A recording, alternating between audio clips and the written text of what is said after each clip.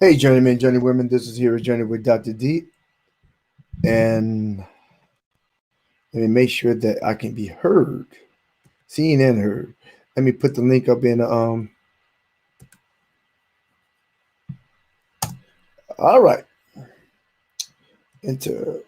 Okay, uprooting the weed. Okay, uprooting the weeds without killing the grass. All right, journeymen, journeywomen, this is Here Journey. I'm delayed but not denied. But this is Dr. D coming to you.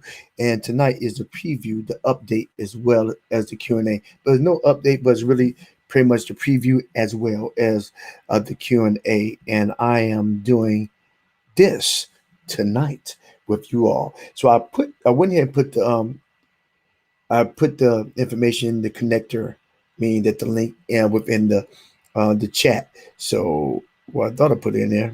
Let's see what we're gonna do now. Let me do it again. We got this. Put it in. Invite guests. Copy link. I'll put it down here. So it should be in here. All right, it's up there now. All right, journeymen, journeywomen, this is Hero Journey with Dr. D. Here to encourage, to motivate, to educate, to inspire, helping you get beyond your first move and creating a better mindset today. Tonight, I am doing a preview as well as a Q&A. So I put the link in the chat section, and I'm going to give a brief overview about the feature presentation, which will be coming up this week. And it's about uprooting the weeds without killing the grass. And just give me a moment. Just give me a moment. Ah, oh, things are gonna get easier. Ooh, child, it'll give me the lighter someday. mm-hmm.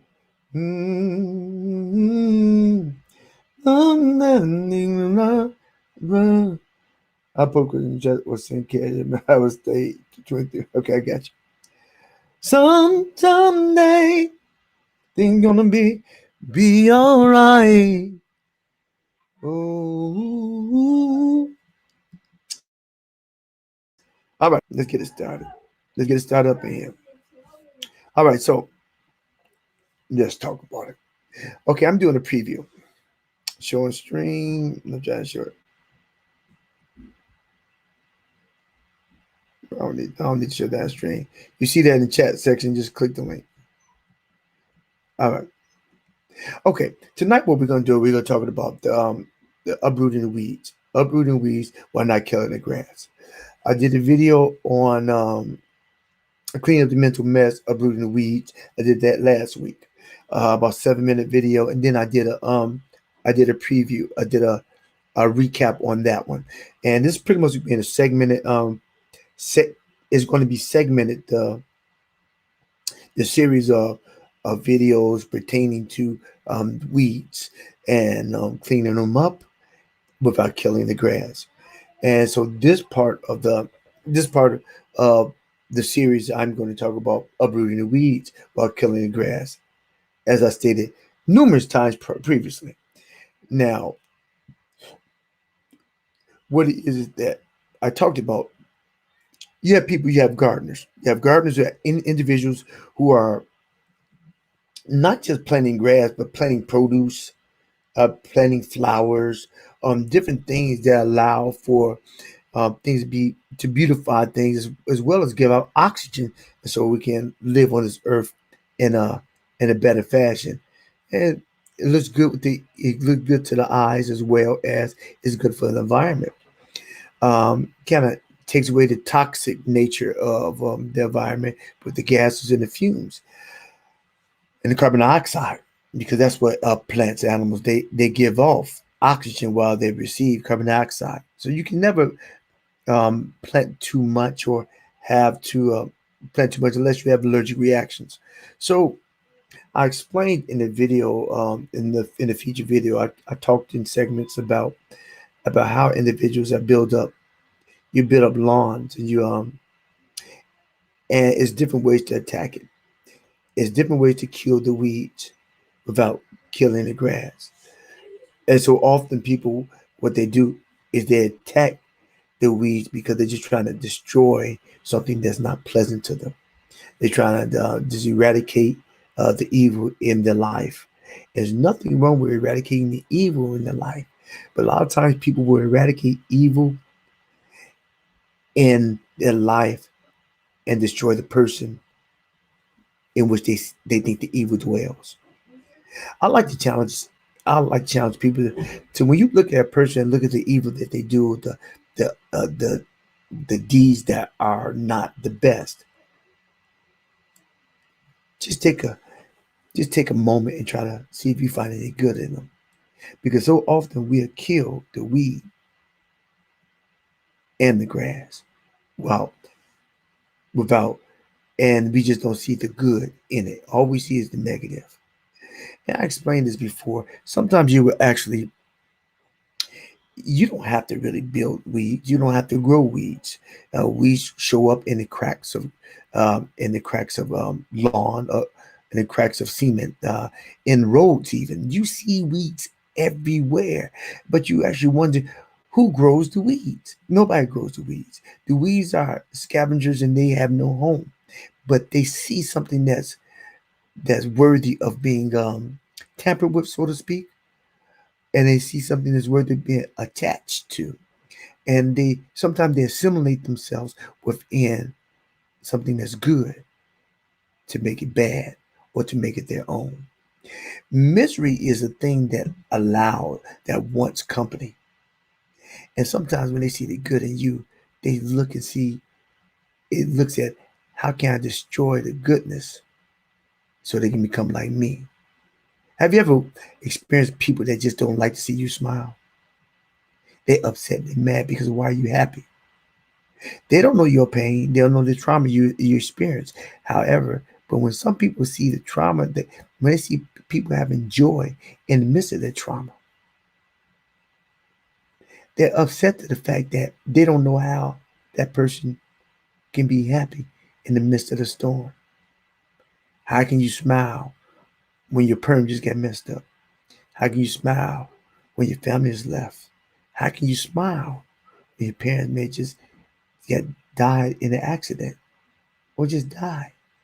How can you smile? I think you can smile because you don't see all the bad. You see where there was good. And if you focus on the good, it won't make the bad go away, but it just changes your whole perspective. Can you kill the weeds without killing the grass? So often in the wrap up, I've talked about how it's different levels of when individuals make a choice about how they would go about killing grass. People generally sometimes they try to kill it with Roundup. They just destroy everything. And some when they don't even look for the good. A lot of times people just too lazy to see the good because when they're too lazy to see the good of other individuals, a lot of times because they don't like a lot of parts of themselves, so they can destroy something else, but they don't dig in themselves to try to find the good in themselves. So if you can't find the good in other people, it's more than likely you can't find a lot of good in yourself. The evidence of a person who's having joy on the inside is generally by the expressions on their face. Some people can keep a good mask on, but how well is a mask when you're relaxed? When you can just be yourself. It's just too much work keeping the mask on all day, all night, if at home and with friends. Can you kill the grass? Well, can you kill the weeds without destroying the grass? Meaning that people have, we all we originate with goodness, but situations, predisposition, and genetic traits, as well as your environments, generally have shaped us and shaped our minds to be a certain way. I stated this early. Some people have drank the Kool-Aid, ate the cookie, and believed the program that they had no part in creating. They drank the Kool-Aid, they ate the cookie, and they believed the program. I challenge you, don't drink the Kool-Aid, put the cookie away, and create your own program. A lot of times, the program that we live by, the paradigm that we live with, is the paradigm that's been created by our parents or the environment in which we grew up in. We a lot of times parents have done the best they could with what they have. They've done the best they could with what they have. But what have you done with the life that you've been given? It's it's interesting that people live 30, 40, 50 years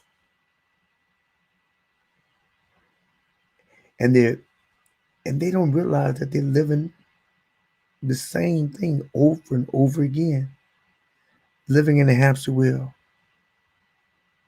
look at the same view and not realizing that it's not new, that they didn't even create the view or the doorway to get out. So some people use Roundup, some use weed and feed, and then others say, I'm gonna take this thing, I'm gonna grip it. I'm gonna take this thing, I'm gonna be hands on instead of being hands away, instead of being arms length. It's like that in relationships. We want to deal with relationships from a distance, and we want to be impactful. You want to help people from a distance, but then you want to change their lives. You want to be the change agent in your environment, your community, and your family, but you don't talk to anybody. If you want to change anything, you gotta get on your knees and you gotta get dirty with it. You gotta take it by the root. You gotta get hands on.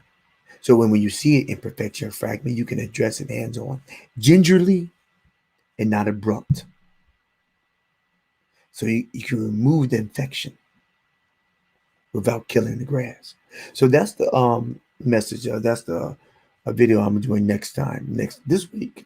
I'm almost finished the editing. Really, the editing is the hardest thing because this is a visual component of the video. So it should be a good one.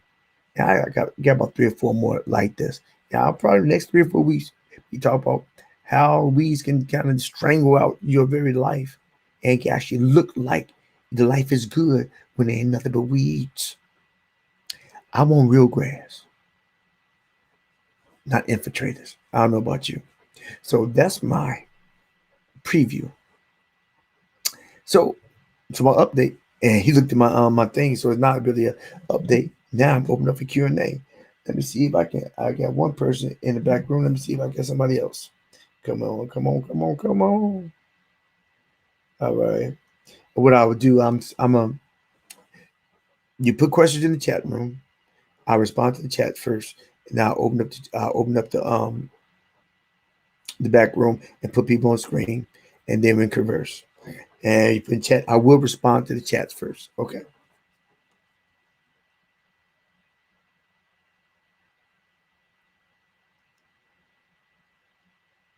All right. Dun, dun, dun, dun, dun, dun, dun, dun.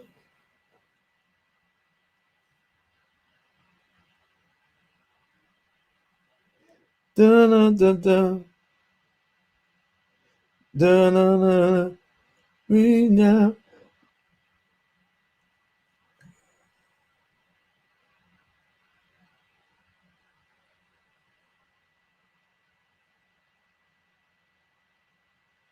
All right.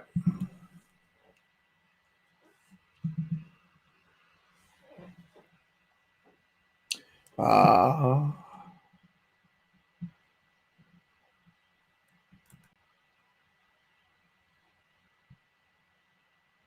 What's the law watching?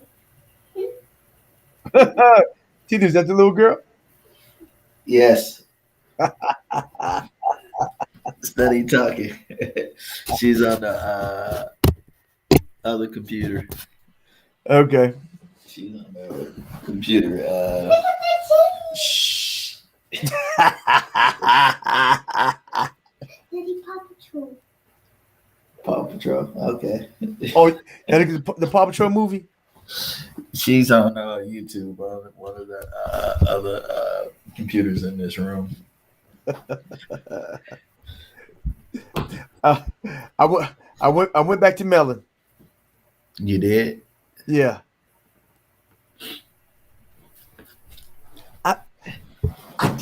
I did like Restream, but I went back to Melon. How's the sound? It sounds good. It's clear. No echo. No craziness. No craziness, right? Yeah. Right. No, like I can't hear you. Now the only thing is I'm using a different type of mic. I'm not I would have used the my soundboard. I can use my soundboard with the with the plug-in. I have to use a different type of mic to. Yeah, but I like the sound. I like the sound from the Globe, from this mic versus the other one. If I use the other type of mic, the mic sound all right, but it's it sounds all right, but you have to get real close to it. Unless I had the good mic. Can you adjust the gain on your mic to give you On this one, it has a good one on. I can adjust the gain on this one, but this is like I'm right here, so it's you hear me clear. Yeah. Right. The other one I can adjust it, but it's not the most expensive mic. It came with the soundboard. So you kind of get what you pay for, but I probably can get a decent one for less for I probably just for under a bill. I can get a decent one. It's just that I want to use that one with the soundboard. Okay. Ikata. I don't know why. I got somebody trying to get on. He said, but I can't see you. Go to go to. It pops up for you. It pops up on. I pop up on YouTube, right? You just click it. Yeah, I just clicked the link on YouTube. Correct. Because I was watching on YouTube, and then I said, I'll buzz in. Okay. Go to YouTube. I'm trying to see if he went to YouTube. Is he on YouTube?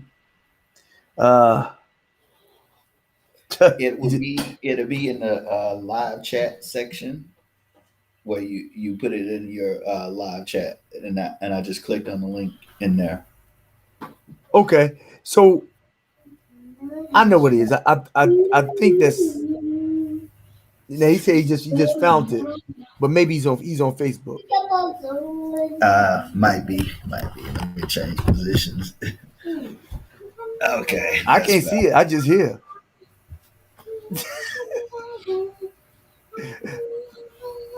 You can't see me? No, I see you. As you said, change position. Now I see the glare of the football game. That's Paw Patrol. It's a commercial. I have two screens in this room, two TVs, two computers. Move on to the left. No, the right. The other left. Well, that's my left. No, I see you, but I see that glare. Okay. Well, let me switch back. I turned one TV off that was in my background. When I was turned like that, you see the TV mounted on the wall is off. Then the TV on the stand is perfect. Actually on. Yeah, it's perfect now. Okay. Okay, he said okay. Okay. Do you see? Let's see. Renee, do you see the link? Click the link there. The link's in chat section. All right. So I'll get a second. Let him come on. Let me see. If, if Paul, I haven't talked to Paul in a while. I think it's been rough for her since the last video. The last video, that's pretty raw.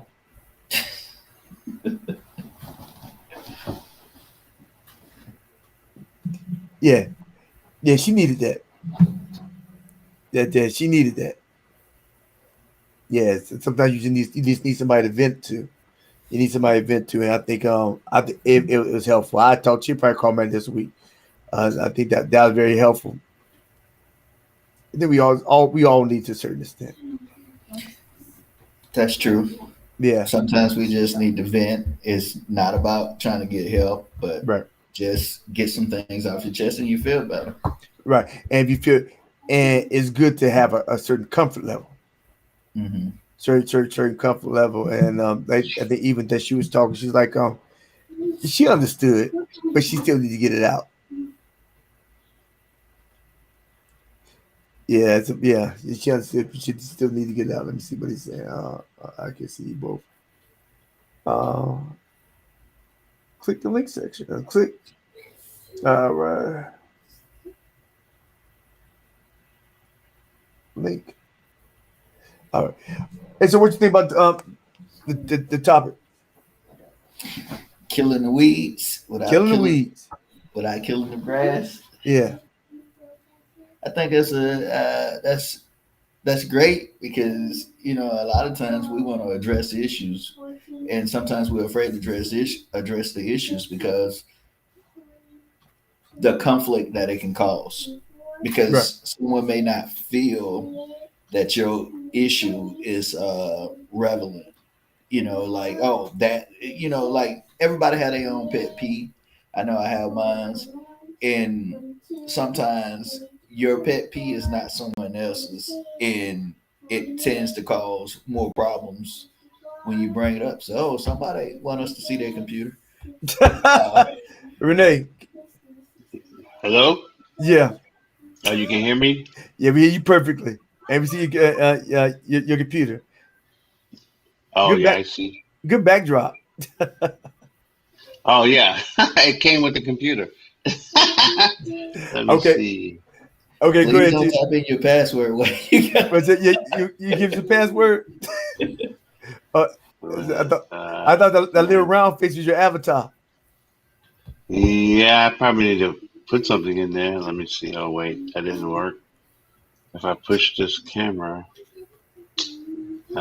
main setting. Oh, maybe this is it. Video setting. Oh, yeah, here it is.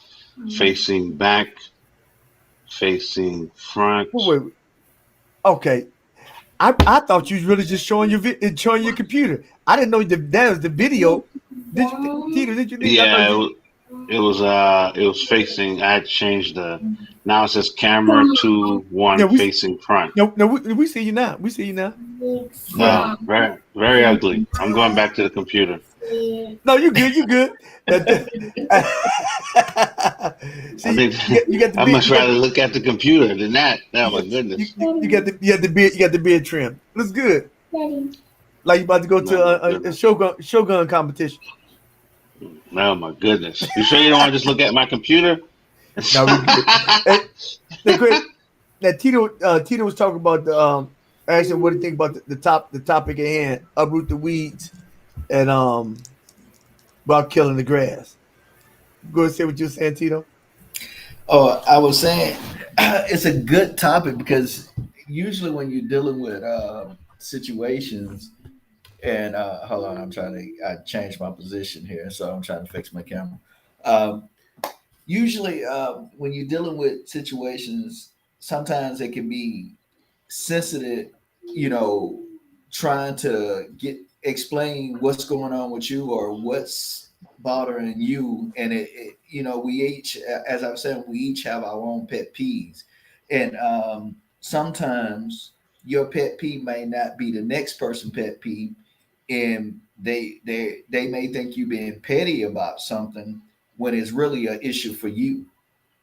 And it's good to have ways to be able to have different tools in your toolbox to be able to approach situations. And is that my background? That is Yeah, my that's your background. okay. I think I need to cut off the other one too. I cut off one TV behind me. I need to cut off this other one. There you go. That's better. All right. But and I think we need tools in our toolbox for that. And if we can learn how to address issues that we have or have with someone without killing the relationship or causing strife, it makes it better for us to be healthier because now we're not carrying that baggage. And even in the scripture, it tells you, hey, if you have a problem with your brother, to take it to your brother and let it be known. Right. And sometimes that's easier said than is actually done. And if you can give the tools and guidance on different ways to approach it, I think that's a very valuable thing to be taught or shared. Hmm. What you think, Renee? Yeah, I agree. But as I've gotten older, um, I've come to realize that some people can't give you, um, they're not capable of giving you what you want from them.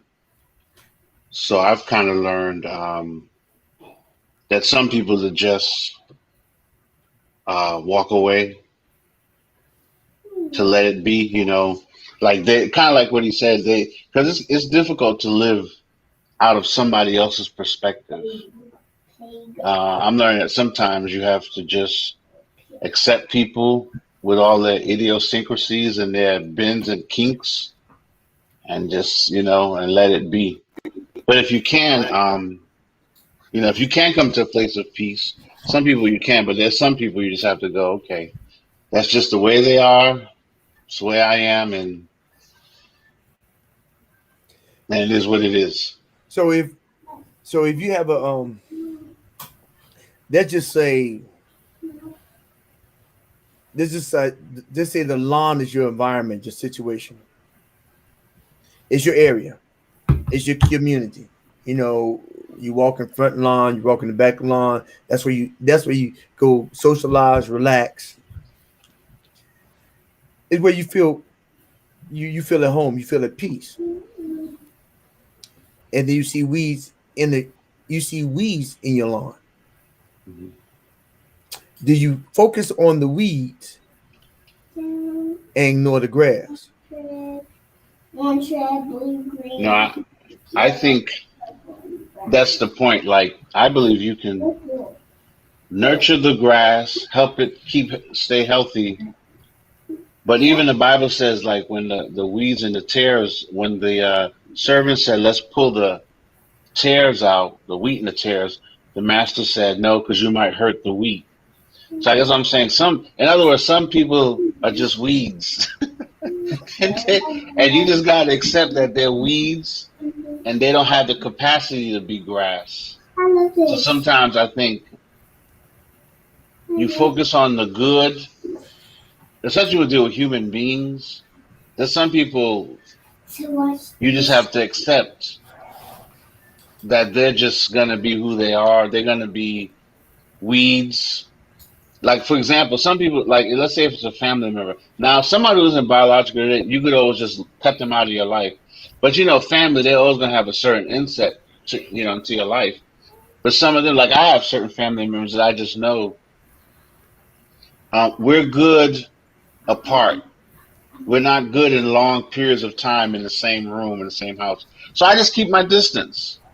Not that I'm calling them weeds in a negative. So yeah, yeah, I just think, and here's the other thing too.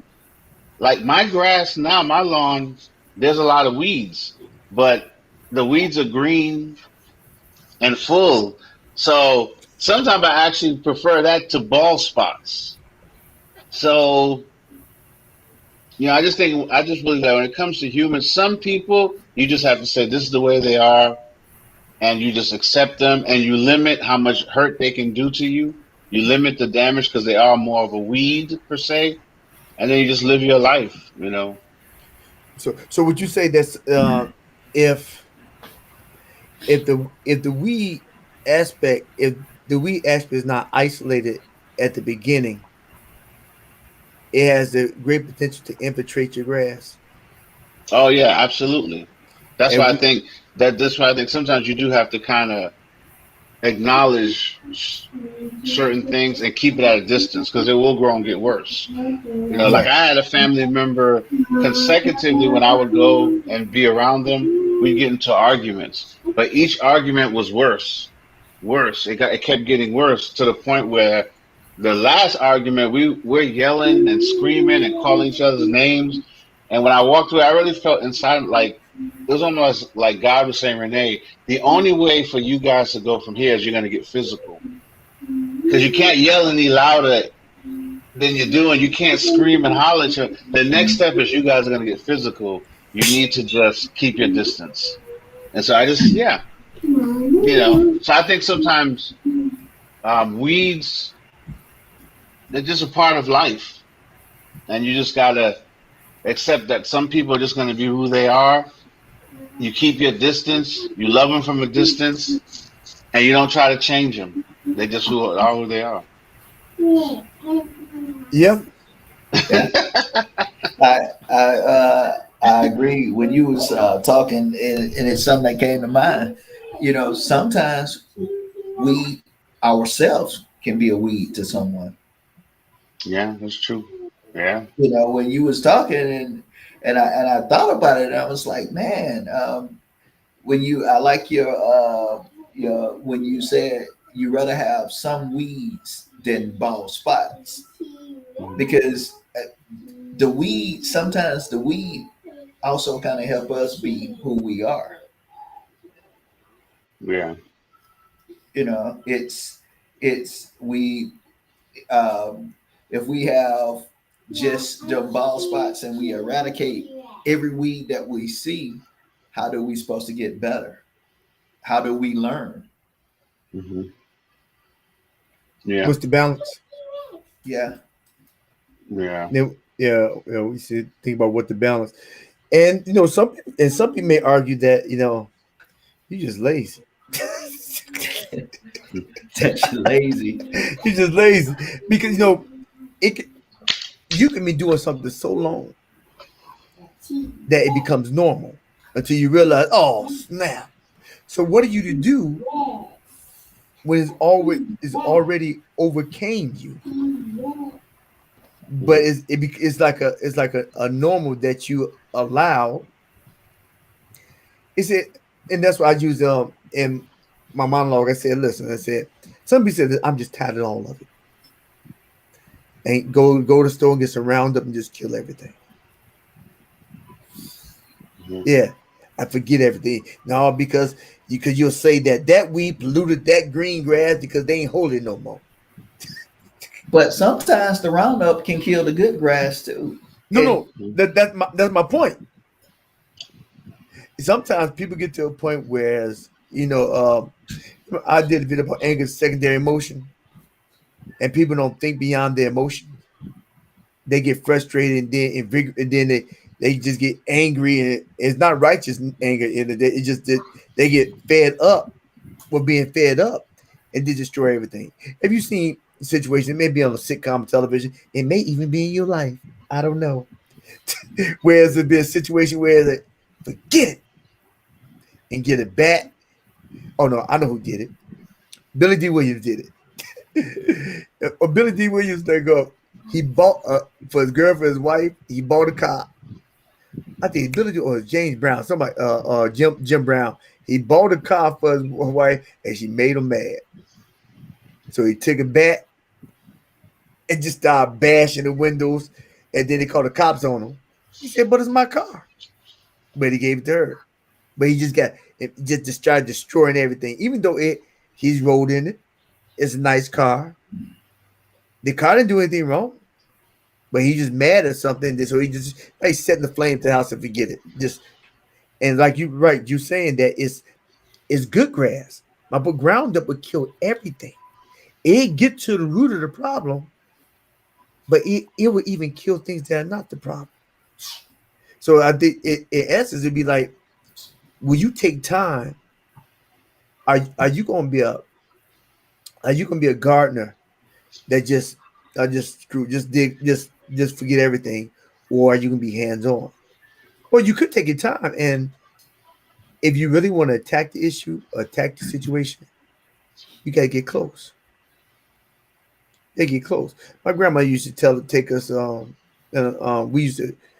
we call it slave camp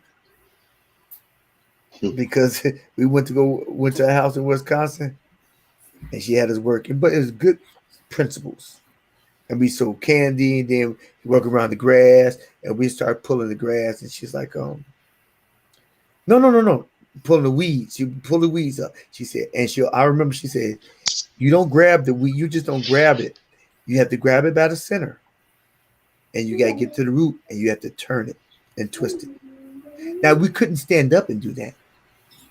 We didn't have the extended arm to do that. We didn't have a mechanical piece, nothing. We had to literally get down on our knees and be deliberate in what we pulled up. See, we had to pull the weeds so we wouldn't kill the grass.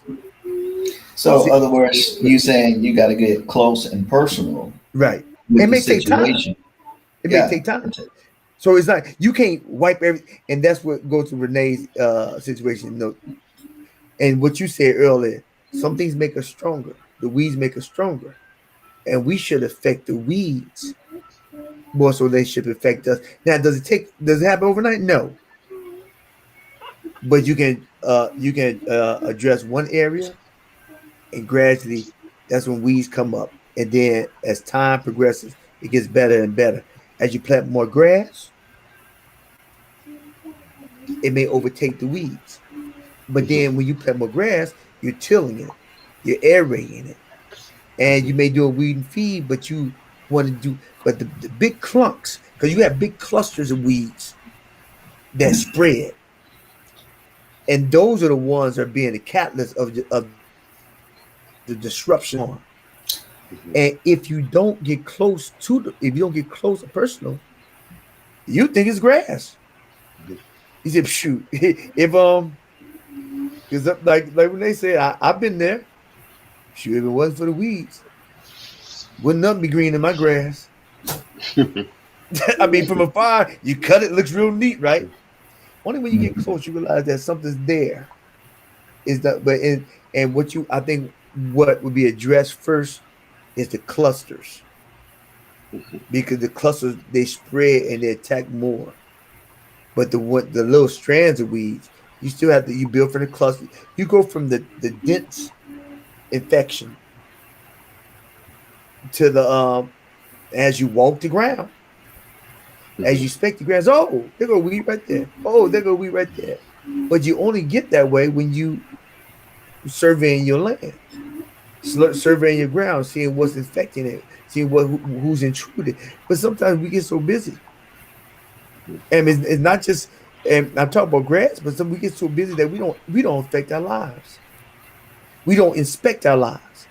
We don't see what creeps in our minds. We don't see what creeps in our minds through our ears or our eye gates. We allow things to come in because this is a little light.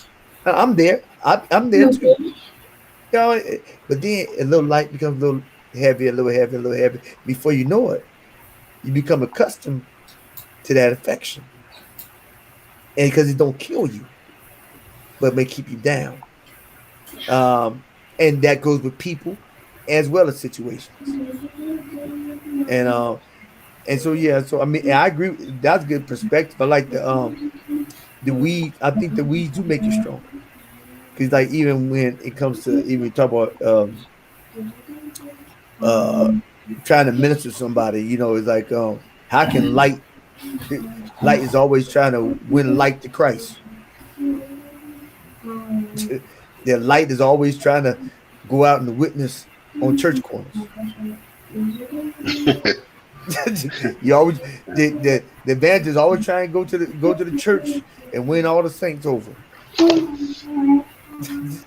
Yeah, they always going to the national convention and preaching that mean sermon. Yeah, but they ain't going to the park across the street where they're selling drugs. They ain't going to the shelter giving people food or clothing, building houses. I mean, you show me you show me food, you show me clothes, you show me housing. I listen, whatever you have to say. Well, then I guess that comes down to picking your garden. Because for some people, some gardens are not. They're not worth to them. The effort is not worth the return. And remember, weeds, for the most part, it's a looks thing, right? Because you can have a yard full of weeds and keep it cut. It doesn't look as good as like bladed grass, but it's, you know what I'm saying? It's okay. So I guess maybe that's a matter of picking your battles. For some people, the particular fight or de-weeding is not worth it to them. You know what I mean? Like I think we all have our areas. Like some people, you know, they don't vibe with the drug dealers across the street. Their heart is like, well, that's not. But they'll talk to the kids in the high school. Right. You know, I think we all have areas and places that are okay with us and that are not. And I think it's important for us to be at peace with that. You know, I agree. everybody can't go to Africa and be a missionary, and everybody shouldn't. There's some people go and love it. There's some people go and they hate it. They hate this. So yeah, maybe you need just to evangelize at the Home Depot where you work. You Right. need to be okay with that. But I see your point. It's not of much use to evangelize people that don't need to be evangelized, like the people in the church, or you know. But I guess once again, it just seems to me like it's an. I don't know. I'm just learning more and more that sometimes you just have to be at peace with people who being who they are. You know, a toe is a toe. A finger is a finger. You know, sometimes the toe want to be the eye because the eye gets so much glory. But I think sometimes you learn, you know, you're a Toyota Corolla, just be a Toyota Corolla. You're a Bentley, be a Bentley. You know, be good at who you are and what you are, and be at peace with where you belong. So if your particular yard is full of weeds and you're at peace with it and it works for you, okay. But it may not work for the next person. Now, of course, that's there levels to it. Now, I imagine in marriage, that's like the ultimate law. And so, yeah, you probably got to work on all weeds, you know, because that's a high level relationship. No But your comment on that. biological brother, you might have one biological brother that you're real cool with, but you know, it's like, well, you stay over there, I stay over here, and we're good. We don't have to work out our weeds. We just don't get along. You stay in your space, I'm gonna stay in mine. Obviously, you can't do that for a spouse, I would think, because Yeah. it's too high a level of a relation. So that's a high lawn. I guess what I'm saying, I think there may be levels, but there's some lawns like the chicks at the ghetto Walmart. You accept. You're not gonna get good customer service, so I'm not gonna even get irritated because that's just how it is over there. So, you know, so maybe it's also a matter of picking your battles and picking the right lawn. What lawn is worth the effort for the return? You know, and to me, some lawns it's just not, it ain't even worth it. You know, it's like, okay, just, all right. Question: how do you know what lawn is worth it? What's your definition of a lawn that's worth it to you? I think it's a heart issue. How much does it matter to you? There's some people that are super close, like a friend of mine. I went to her house. She's with her sisters. She's sitting, stroking one sister's hair. The sister had her head on her lap. She's stroking it. And I was sitting across the room looking at this like, man, you guys are really close. I know for a fact if one of my brothers reached out and tried to stroke, I'd probably punch him. Like, dude, if you don't get your hands off of me, you know, I think it just depends on what's the value. And here's how much does it mean? How much does it mean to you to get the weeds out that particular lawn? You know, so like I said, I imagine a spouse. Yeah, you probably want to work on. I would. I'm not married, but I would. That's a high level lawn, and even biological family, they're a little bit higher. But some, there are a lot of people that are much closer to their friends than their family. So maybe, even family. I think it just depends on how much it matters to you and how much it affects your life. You know, maybe the ultimate goal is to get to a place where no weeds affect you. Maybe because Jesus seemed very focused and linear.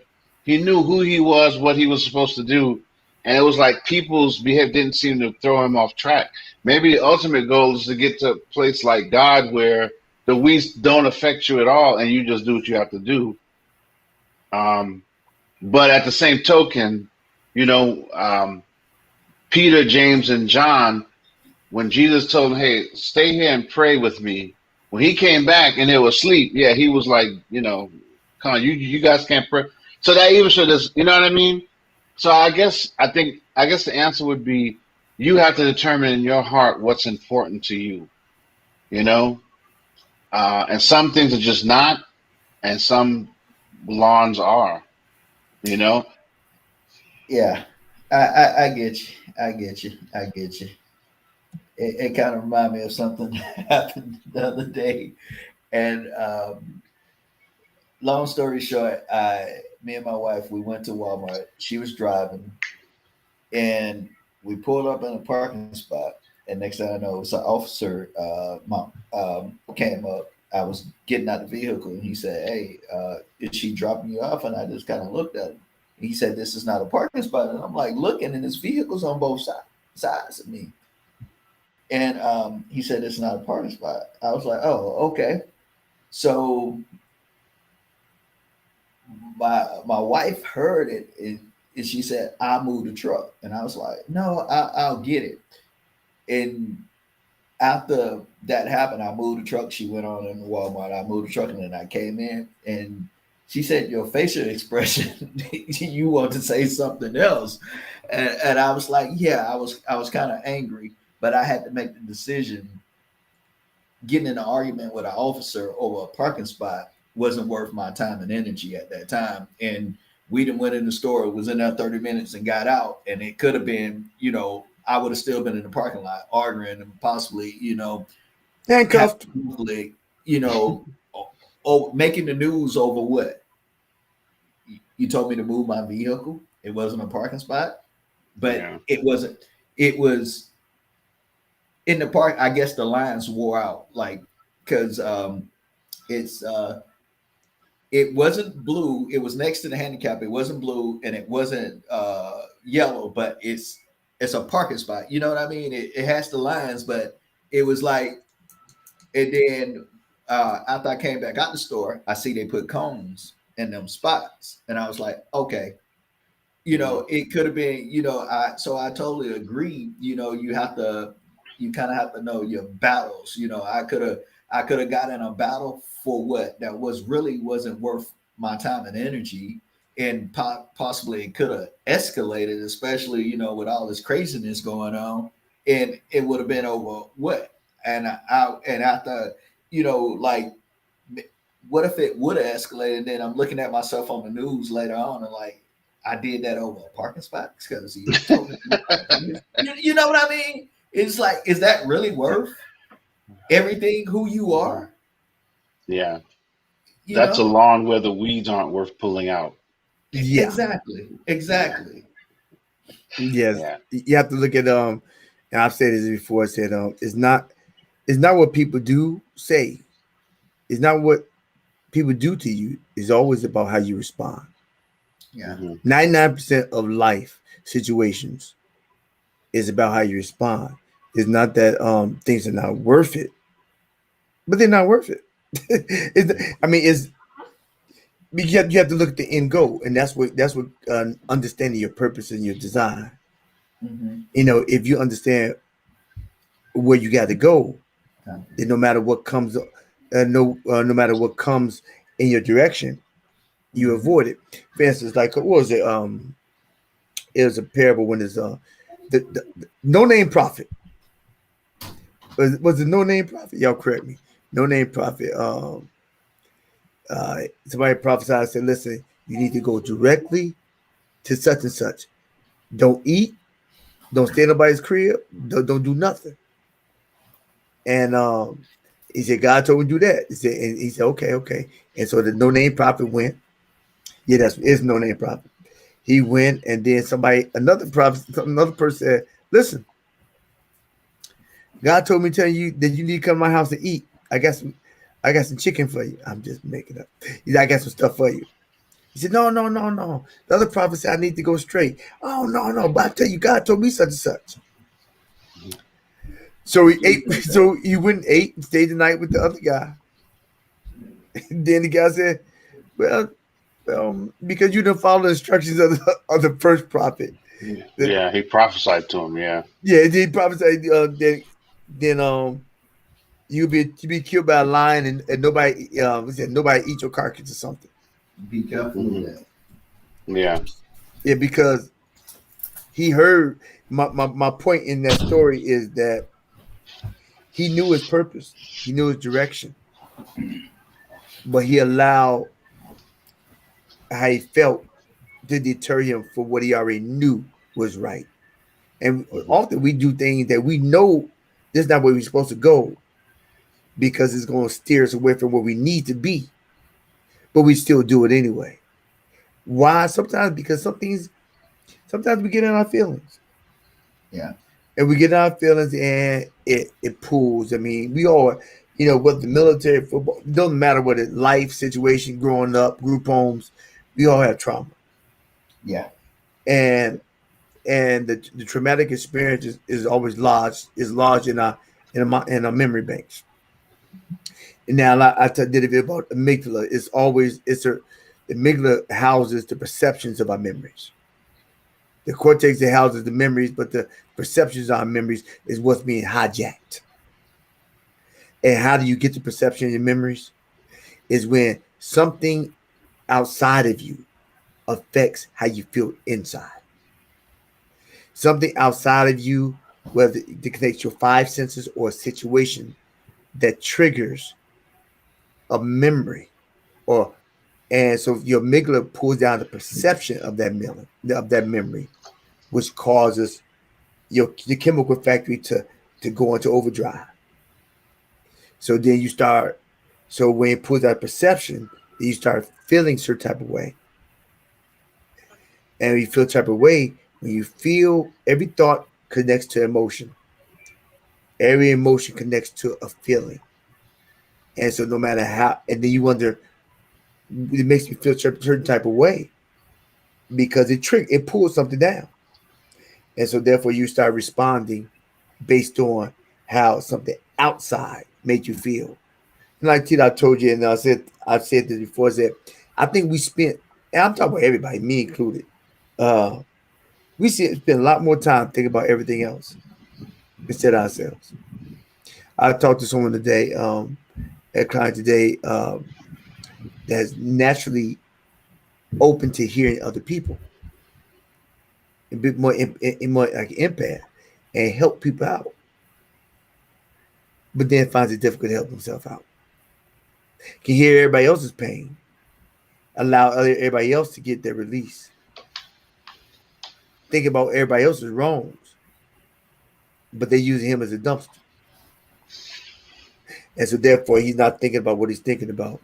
And he's not putting, like you said earlier, he's like certain parts of the grass, if you can catch at the beginning, especially suppose you got a new lease on life and you got a new lawn, you just I got this new seed, this good fescue, like point 0.0008% junk weed in it. But it's real good stuff. You put it out, you water, you tend it. And what happens that I think when stuff starts looking good, I think with everybody, you start, looks good. So you used to tend it every day. You used to water it every day. You put the manure down. You deal with the stank to get to the good, and you got it going good because you already did the hard work. And and they see it rise and rise. Yeah. And so, one day becomes once a week, then becomes once every 2 weeks. Then you get Jose, and Julio to cut the grass. Do a good job. Or Benton or whoever line guy, because they do. You just need them to maintain it, cut it, and just trim it. Mm-hmm. See, but you planted it, and so you went off post, and let somebody else take it up, and they won't care like you care. They'll keep it down. They're not even weeding it, or they may have that they may have that the weed stuff. I've had people dip my grass before, and they spray the weed stuff. They just had it on the backpack and just spray it around, and they get areas, but they won't get everything, and they get enough to get that check. But see, if you're still tending to it every day diligently, we wouldn't creep in. Up there, it go, pop that thing out, pop that thing out. When you start getting one, two kids, 3 kids, 4 kids, 2 jobs, 1 job, bills to do, and then stuff happens on the outside of us, it affects our inside. And some people and some people, I'm not one of these people, go to their grass and their lawn as a time of peace and calm. It's therapeutic. Just like some people go fishing. It helps them to think about what they're thinking about. It just puts them at peace. And I'm just not that person. But I think sometimes we can start out with a good slate and get stuff real nice and pretty. But then life happens, and we forget about from whence we come and what we started, and that's how things can infiltrate. And sometimes it can get too far gone. And I think that's when you come to the scripture where, okay, don't even worry about it. Let the weed and the wheat, they're gonna roll together, because if you kill the weeds, you're gonna kill all the wheat. Let it roll together to the end, and because it'd be a dangerous situation. That makes sense. Hmm. Yeah, dangerous situation. I think a lot of times I think that happens. It happens. I think people need to process their thoughts, and you need people to process it with. I mean, if you can't, sometimes you need to process with yourself, because if nobody else listens to you, you will. I think it's good to have different perspectives Right. on things because we all, like you say, we process different information differently sometimes, and we may, it's like the movie Vantage Point.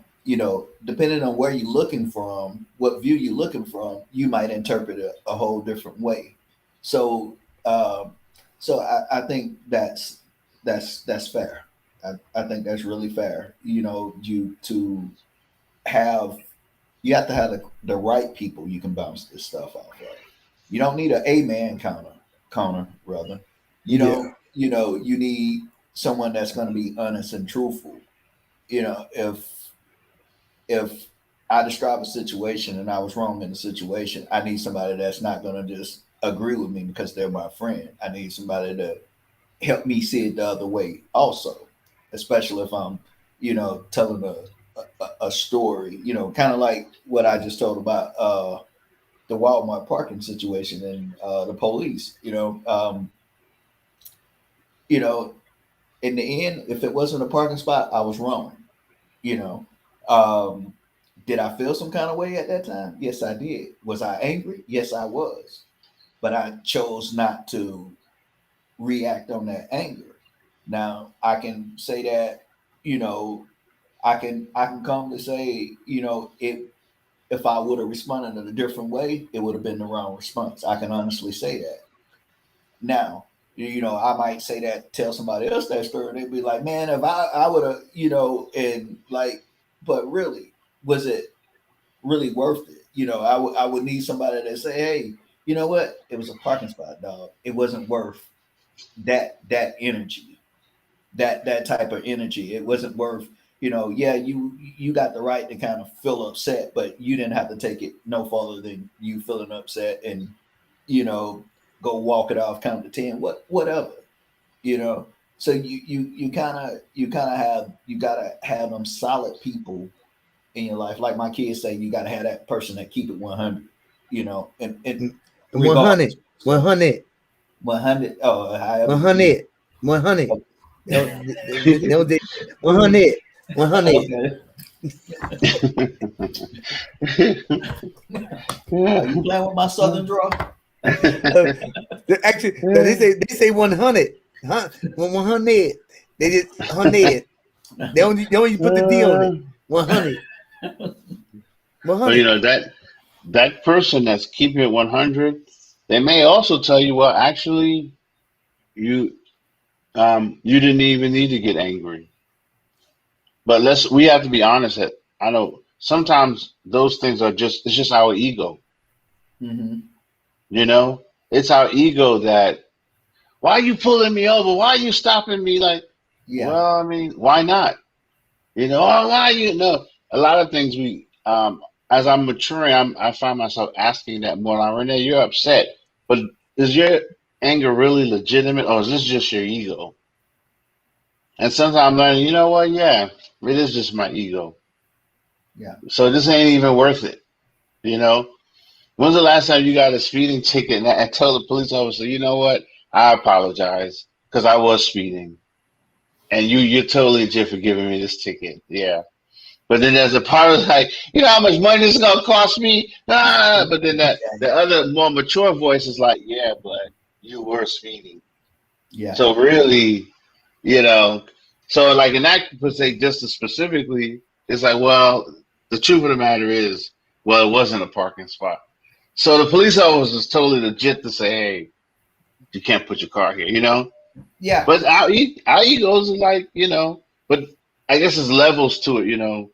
Like I said, I think depending on where you are, you know, you all see those old kung fu movies, the Zen Buddhist master, that nothing bothers him. You know, he got the white beard, Yeah. he wear the robe on. It could be like the worst thing in the world. He's like, you know, well, young grasshopper. And he's just like, there are people on fire, but fire is the light of life. Let not the fire trouble you. Like, doesn't it upset you? They're stealing all our rights. We'll get more rights, but we'll be hungry. Well, you know, sometimes you need to fast. Like, no, let's kill somebody. I'll kill you. Yeah, you know. So I think that's another phase of it. Is being honest with ourselves. And I think as you mature, the young people, I think that's something with them. They don't understand these values. Like not too far from me, a couple of months ago, a guy got in a fight, an older guy with a young kid. And you know, these young kids these days, you know, they don't know how to use their hands. They just watch music videos that make them think they're gangster. So he punched the kid in the face. You know, you know, they don't know how to fight. Like I grew up in Brooklyn, we kind of grew up fighting with your hands.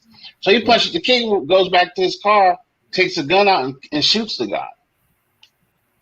You know, it's like, first of all, it wasn't worth it in the beginning, but dude, you got into a fight, you got whooped because because he take it, okay, and walk away. But his ego said, no, you're not, you know, you punched me now. So now that guy's dead. If he had a wife and kids, whatever, now they don't have a husband and father. And now you going to jail. And from what I understand, it was a young kid, like in his low 20s or upper teens. Now you going to jail.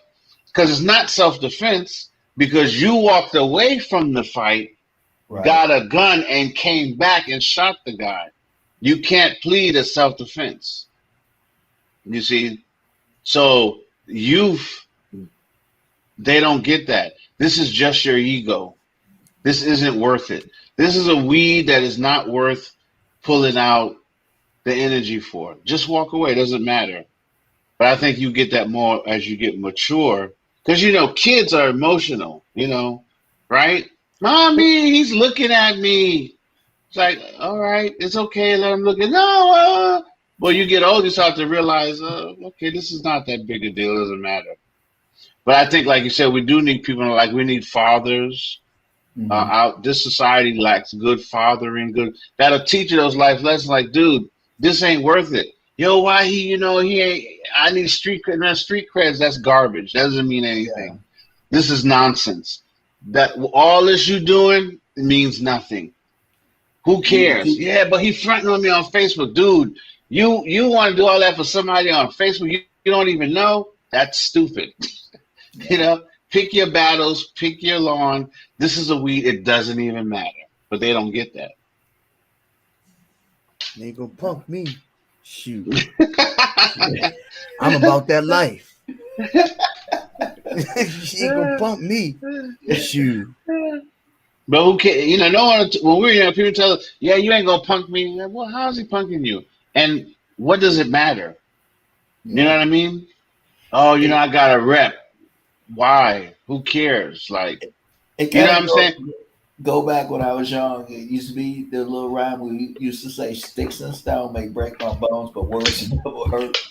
You kind of have to like, okay, am I defending myself for my life, and this is the reason I'm fighting, or did you say something I didn't like, and I can walk away from that and be like, okay, if I know in my heart it's not true, can I walk away? You have to. Also, like the old Kenny Rogers song, you got to know when to hold, know when to fold, know when to run. You have to kind of like you say, you have to choose the battle. Is the battle worth the fight? If it's someone that I might not ever see again, it's probably easier just to walk away. But if it's someone that's constantly in my life that I'm dealing with, we may have to address that issue and at least come to some kind of terms on it. It don't have to be physical. We may need to exchange some words to let you know where I'm coming from or how I'm feeling about this situation at this time. That's a high level long. Communication can go a long way, and I can say that even I say that because me and my wife sometimes, especially in the past, it can be something and I can say something to her about it and I'm wanting her to take care of it, but she didn't come back and say she did it and it seemed like it's still happening or it wasn't taken care of, and now I'm upset, because the communication was lost. It wasn't said that it was done, but the minute you find out that it was done, it's like I've been huffing and puffing for nothing when it should have just been, the situation should have just been brought up and addressed, and then I would have been put the bed on it, and I know I probably do the same thing, so I think sometimes when it comes to people like you said that's important in your life, you have to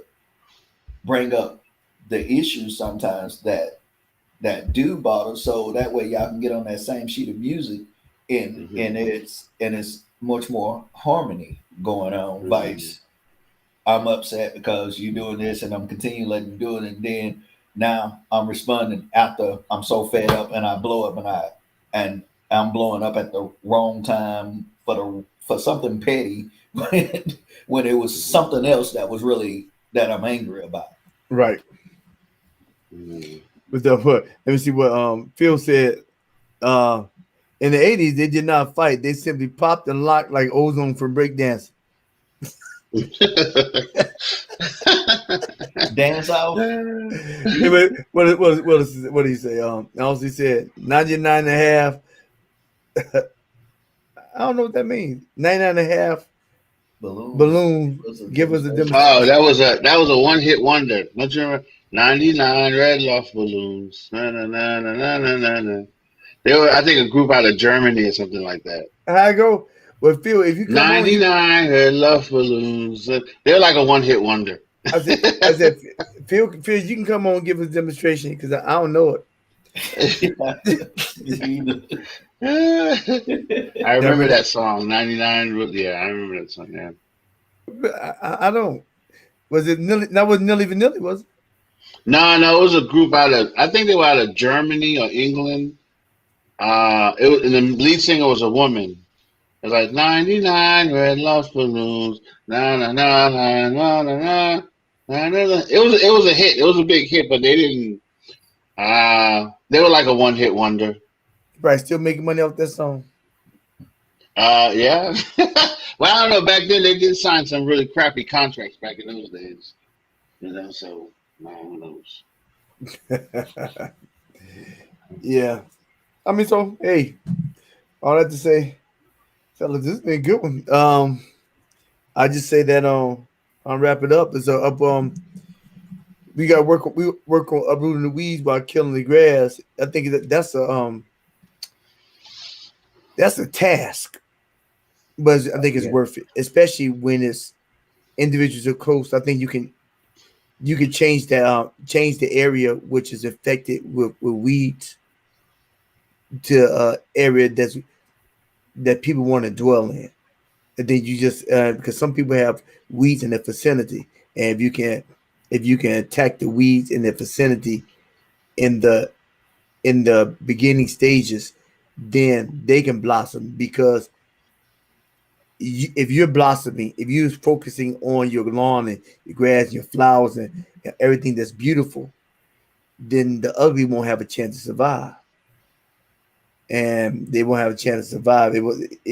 Because when they try to get friends to come, you pluck them, so they can't spread. So they end up not procreating, so to speak. So I mean, I think people just have to be careful of your environments. I mean, I think it's situations, environments, people, and they can actually it's all about your thoughts. As a man thinketh, so is he. And you allow people, like I think you said well, Renee. You have to allow people to be people and still love them, irregardless of their faults.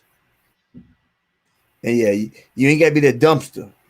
Well, Aunt Susie called. Hey, my favorite nephew, how you doing? I'm doing fine, Aunt Susie. How's everything going with you? She's like, well, everything's good, but Johnny said, hey, Aunt Susie, I talk to you later. Gotta go. I love you too. Oh, I love you. Oh, love you much. Click. Because So you know what happens when she start talking. Hmm. You know what happens when she start. Yeah, oh, here she go again. All right, Auntie, talk to you later. Yeah, Yeah. yeah. She started talking, so what she does. Up your whole day messed up because she got you thinking about mess, and you can't blame anybody. You can't blame her for being her. You have to blame yourself for allowing her to be in your head. I had a situation where I knew that I was gonna do wrong, and I told the person to give me a call. Give me a call. And as soon as the person gave me a call, no, I said, call me back in 5 minutes. I ran out the house because I knew that the person called me in 5 minutes, I'll be there. So if the person called and I wasn't there, and she called me back in 5 minutes, he called me back in 5 minutes, hey, but I didn't want that person to affect me. And I knew that person would have the propensity to.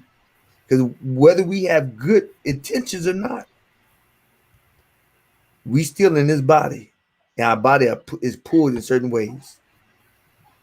Well, aggressively or physically in other ways. I mean, it's pulled.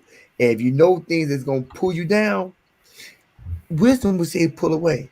Do you think Joseph, when he was in Potiphar's house, when the wife was like, hey, what's up? Joe, you know, that rolling like, ooh, muscles. Muscles, Joseph. Ooh, come on. I won't tell nobody. See, no, no, no, no, no. Because if you ever read the script, he's like, not with my master's wife. He said that, no, no, this is not, he said, this is not right. But the verbiage was said that he actually thought about it. No, that'd be wrong with my master's wife. Not that's wrong to do. It'd be wrong with my master's wife. Because he thought about dude. So what did he say? No, I'm a whole strong. No, the joker ran. He ran, so she had to manipulate the situation just to say that he did wrong, even though he may have felt like doing wrong, but he did right. So we have a choice to we can control how we move in life, or we can allow somebody else to dictate the program and how we should move. You know, we can create a new program. I mean, we have certain tenets of things that we've taught. I say, if you can filter your thought life, think about what you're thinking about, then you can effectively eat the meat and spit out the bones. Like like Tito in Marines have taught you tremendous discipline and structure, and that's invaluable. But some stuff you wish it didn't teach. Am I correct? I kind of like everything I was taught, but yeah, the discipline part. But some stuff that actually affects with civilian life. Yeah, because sometimes I can come off as people say direct, and it's not trying to be direct all the time, or a lot of, well, I put it like this: most civilians, if you're not used to being around military people, especially Marines, you might say sometimes we talk rough, Right. and it's not really us trying to talk rough. We are placed in situations where we have no time to filter the information. So if I'm telling you to duck, hey, stand up or do this, I need you to do that instantly because that may be a life or death situation. So when you're dealing with civilians, and I always had to used to remember this before I retired. Like I come home, my wife and my kids are not were not my Marines. They're not going to give me that same response. They're going to be like, "Psst, your socks, your feet stink." You know what I mean? Like you kick off the boots, your feet stink. You ain't such and such here. You just dad or whatever. So they didn't have the discipline. They don't have that type of discipline. It's a different type of discipline. That's just like when I was in, somebody say, "Hey, my commander officer say blah blah blah." Yes, sir, and that's what I do. But as a civilian, somebody tell you something, even when you don't agree with it, 9 times out of 10, you're gonna be like, and you working a regular job, you're gonna probably be like, "No, I'm not doing that.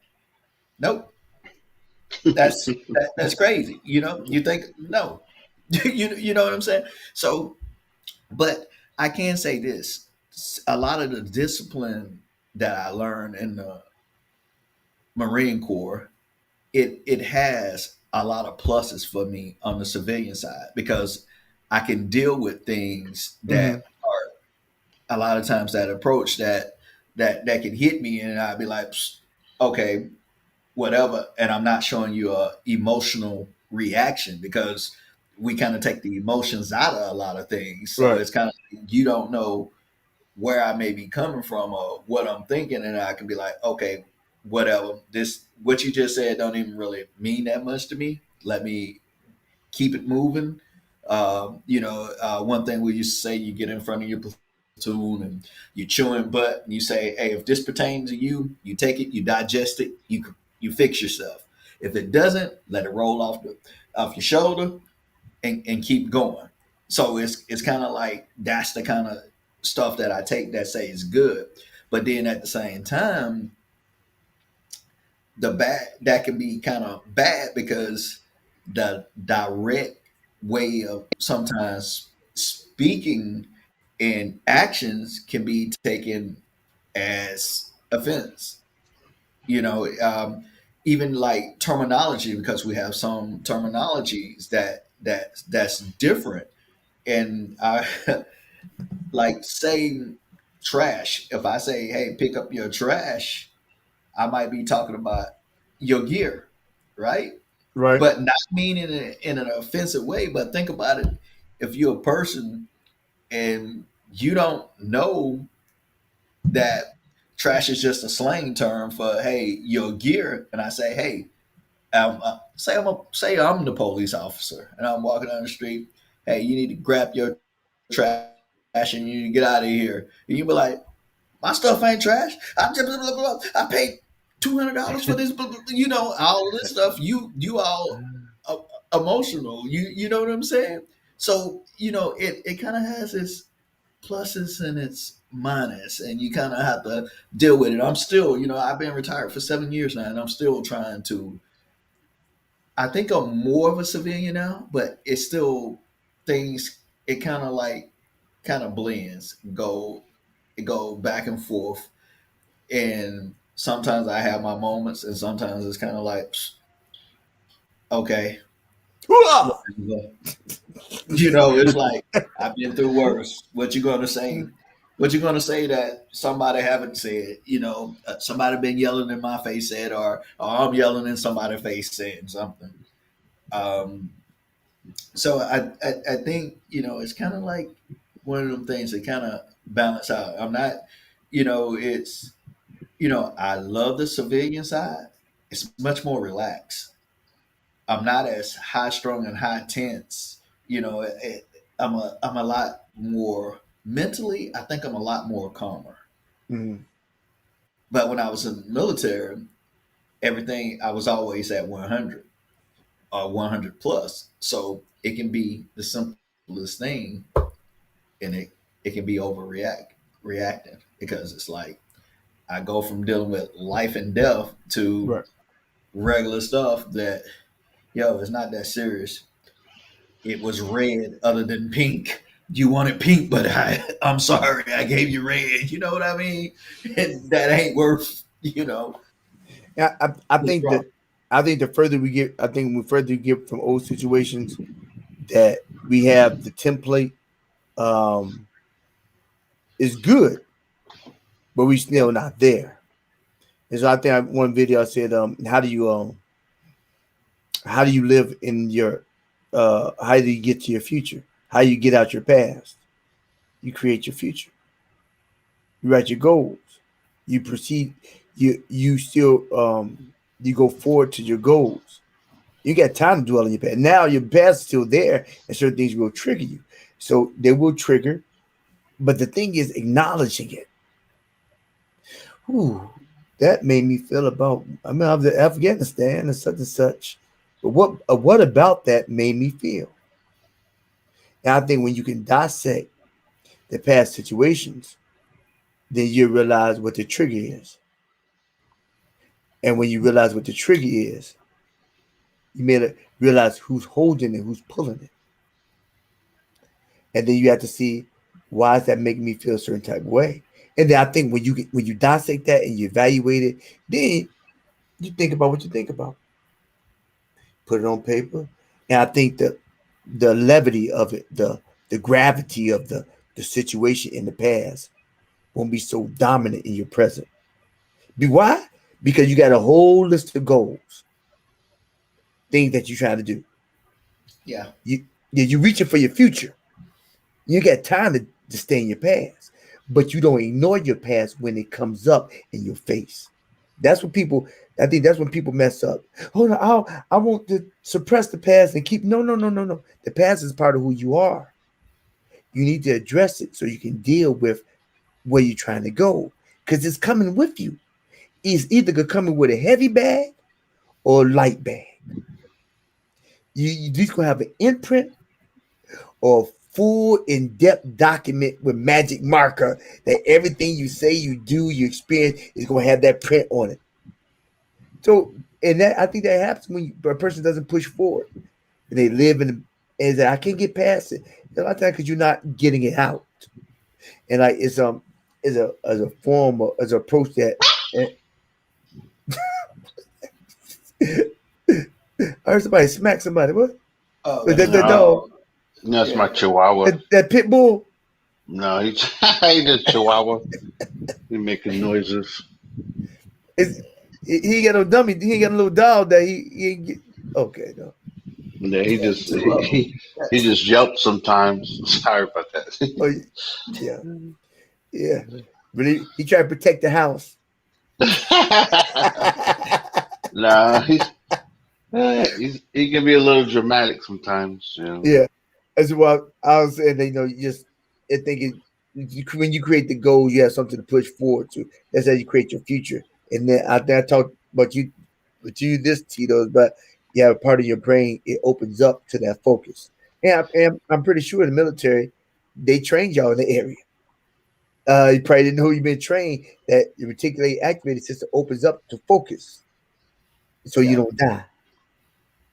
See, people focus now to get a new car, to get a new career, but in the Well, midst of life, yeah, you focus not to die.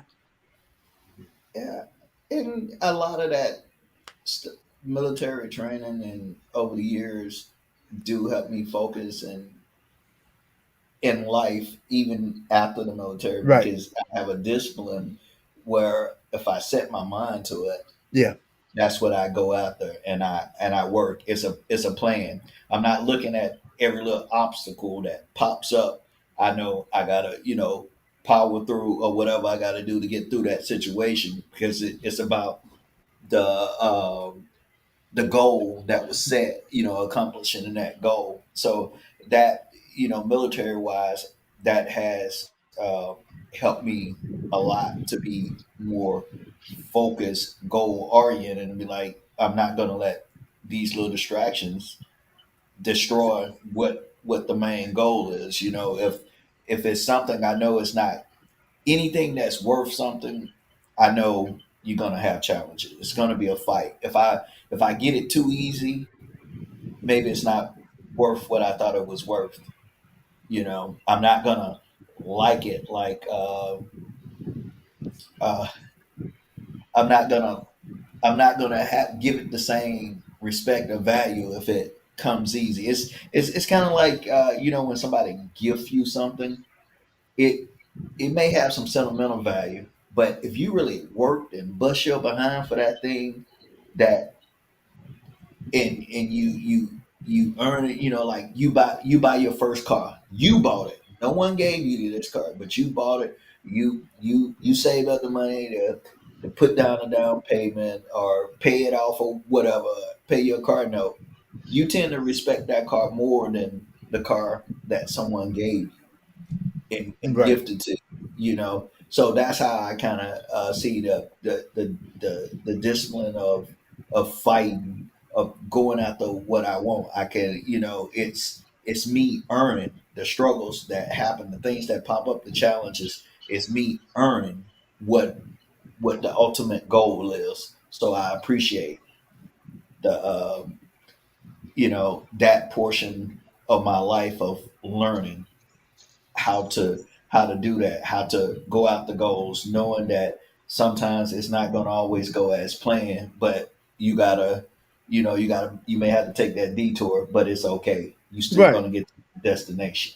It's part of the journey. Yeah, Yeah, I exactly. think a lot of times people so focused on the destination, they forget to enjoy the journey. Now the Hmm. journey is not always pleasurable, but it's always a lesson in the journey. It's Yeah, not always bad either. We say, "Oh, no, no, no." It's highlights in the journey. And some areas are rougher than the others, but some are good. But it's always a lesson, and I think it's always a lesson. But you have to embrace it. I think I want you to answer this question. Then we're gonna sign off. Phil had got this question. He said, "How can fellas keep their cool? How can fellas keep their cool?" Hmm. mm, Hmm. Hmm. Right. Remind yourself. Well, one technique is remind you. I sometimes will ask myself, why is this upsetting you? And I will acknowledge that. Yeah, like I said, it's my ego. So maybe sometime you can remind yourself.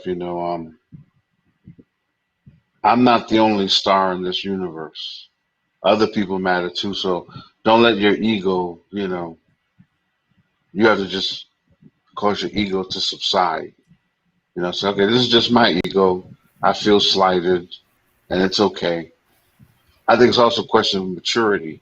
See, like the more mature and the more you grow, you start to value certain things more, and other things don't upset you as much as they used to.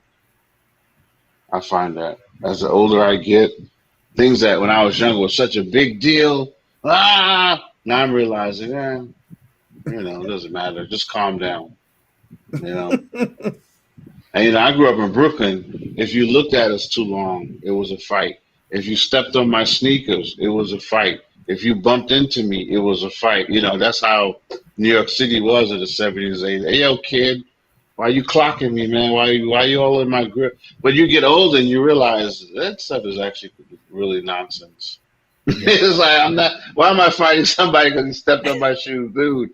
Or somebody looking at you too long. Hey, yo, man, why you clocking? Why you all in my no? Like, dude, it ain't even that serious. yeah, yeah. I definitely agree. Maturity. It comes with maturity. As you get older, you realize everything is not a fight. Everything is not worth the energy. Sometimes it's better to just like whatever and kind of like walk away from it or say your piece and keep it moving. Hey, good day and keep it moving. But it definitely, I think it just come with maturity and all the time, even with maturity all the time, depending on what it is, you may not be able to keep your cool, you know. But I think maturity play a lot of roles, and if you take the time, like some people say, hey, count to 10, and you kind of give yourself that little 10 seconds to kind of think about it or catch your breath. I think you kind of like snap back to and say, hey, you know what? This fight is not even my fight. It's not even worth my energy. So I'm not going to give you that control over me in this situation by me losing my cool right now. All right. I think the let me see. Come on, click off. Okay, here I am. All right. All right. I think the oh, I want that being shown. Okay. I think the way that you keep your cool is that I work on this all the time with myself is that you realize, like you said, take the deep breaths. And we've been hearing that take deep breaths all the time. What does that mean? But what happens is that when you take deep, I'm talking about deep. We generally shallow breathe anyway. But when you take deep breaths, what it does, it kind of puts oxygen in your brain because when you're in your feelings, so to speak, everything gets discombobulated because the oxygen or the blood flow stops going to the part of your brain that's let me I think that's you. Oh, sorry about that. Go ahead, keep going. Okay, I was drinking. I'm listening. I was drinking. That's about it. Go ahead. okay. I think what happens that the party when you receive something, when something ticks you off, your brain starts to think that it's war. So your amygdala, the amygdala sends to your cortisol and to your nervous system, and sends to all these areas that prepares you to fight for your life. So you only have like uh, 9 liters of blood in your system. So what happens is that it pulls off majority of the blood from the cortex, which is it's the executive function of your brain. It's the ones that okay, now we do it this way, do it that way, do it this way. It's the orderly person as far as in the systems in your brain. So when it pulls the oxygen, the blood flow from there is not getting that. The the stimuli what happened that the stimuli that came to the brain from the situation, it goes to the amygdala. The amygdala is shortest. The distance is short to get to the amygdala. The message goes to the cortex, but it takes a while to get there. But in the meantime, the amygdala got the information and it's bombarding the executive function. Say, "Yo, they getting us. Yo, they getting us." So the executive function doesn't have time to process stuff, but because the amygdala is taking all the stuff and preparing the war, and then you get all jacked up. That's why if it's a situation, especially with a spouse, or it's best to just take your time and take a deep breath. And sometimes that don't work. Sometimes you gotta take a deep breath and walk away. Because look at that person's face, smelling the cologne, what and it may just trigger the thought, the facial expression, the attitude, the movement of the neck may trigger something in you, and you're already in your feelings. So you need to walk away, take deep breaths, get some exercise, come back, and then by that time, by you walking away and giving it time, then the message that was received is went to the executive function, and now I say, oh, it wasn't that deep. Now we can talk about it. Now we can process it. So it's a time. It's a I think it's a time thing. You got to take time with yourself. That's why I say it's so important to think about what you're thinking about, because people don't, because it's foolish to, and we do it, to move hastily into something. Well, I've heard, was it temporary alone? Was it you do a temporary? Don't It's, make go ahead. a final decision of a temporary problem. Don't make, Right, yeah. right, and and it happens all the time. You Oh, permanent decision with for a temporary yeah, problem. yeah, a temporary problem. So Yep. it happens all the time. You see a lot of stuff on social media. Oh, young boy, you ain't gonna do this such and such, and realize there's a mistake. Oops, person dead now, Yeah. Yeah. and you feel bad, but you're like, well, he looked some, or it could have been a lie, but it's the type of lie that triggered the emotion of a traumatic situation. You may get abused when you're 8 years old, and somebody told you a lie that made you think about that, and you big and strong now, and you go, and and that lie just triggered all types of emotions, and you can't think clearly, and you wouldn't took care of it. It just messed you up because you never dealt with the past. You pushed the past down because I'm a real man. Nobody gonna mess with me no more. But you never talked to them. You kept it bottled up. Hmm. That's that's trapped emotion 101. All right, people. I think this was a good one. It was a good one. Not too long, and so I'm gonna sign off. And oh, and please do this for me when you get off this and you see uh the episode tomorrow. Give me some thumbs up. I Okay. don't, On YouTube, correct? the only thumbs up I see is the ones I put. You talk about the YouTube thumbs What up, what you correct? say? What you say? YouTube, correct? YouTube. Yes, YouTube. Because Okay. because right now we ain't on Facebook. Okay. Oh, yeah. And I think I do see somebody get on Facebook. You can put Facebook and YouTube, but YouTube is always the first one. Now I may keep the nah. I said like tonight I may stop this and carry it on over on Twitch because that's long. It's long. What I did last week is that I put a whole bunch of videos on. And I linked the playlist, and it played videos and videos and videos. Now I was looking eating cereal and looking at myself because Twitch is long run. No, they it goes long. I get views on that.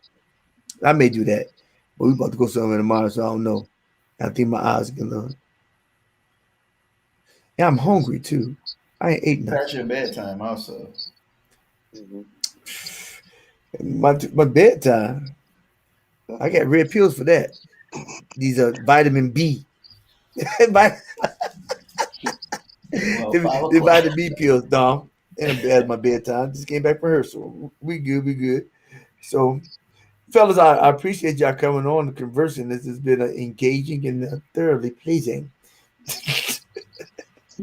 And but go ahead and put some comments in the section when it pops up tomorrow. It may pop up tonight because I don't know if I'm editing or not.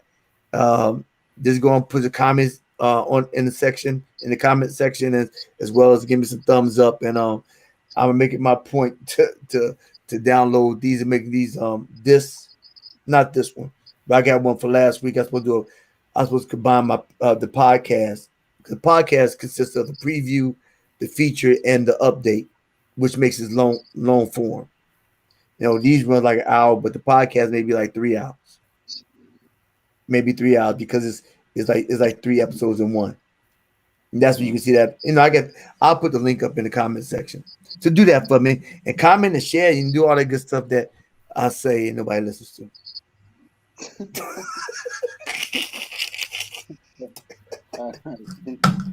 But this is good. So I'm sorry. So let me say my to dos. I'm gonna click out. Let me do my thing. Let me see. All right. Peace. Good All right, night. Pete. All right, you guys have a good night. Take care. All right, journeymen, journeywomen. This is the Hero Journey with Dr. D. This has been a pleasure to seeing everybody, and actually for people being on and listening. Um, I'm here to encourage, to motivate, to inspire, helping people get beyond their first move and creating a better mindset today. So if you find any value in this content, how about you help me help you so we can help others by clicking subscribe, give me a thumbs up, commenting and sharing and sharing and sharing. Because when you do that, what you do when you do this, all the things I said above, what you do, you help me make a better tomorrow today. You increase the algorithm, you help me feel encouraged and put out more material. So, with that being said, peace and blessings. And oh yeah, and also, I have a couple of playlists that are extensive, purpose, centered, and emotions. So look to your left, look to your right. Right now, I may not be there, but I'll be there tomorrow. Look to your left, look up, and you'll see purpose playlist as well as a motion playlist. They're real good. So check those things out. And remember, I do have a podcast. You click down below in the comment section, and you click right to the link, so you can listen while you drive to work, to and from work, doing Uber, doing Lyft, whatever. You can listen, and then comment. You can leave something even on the podcast, and I'll play that at the beginning of um, of my lives, and we'll comment on that. So, with that being said, peace and blessings. And I want you to do this for me. Every day you get a vertical, make it your goal in life to always move forward and never move back. This is a hero's journey with Dr. D, and we are out.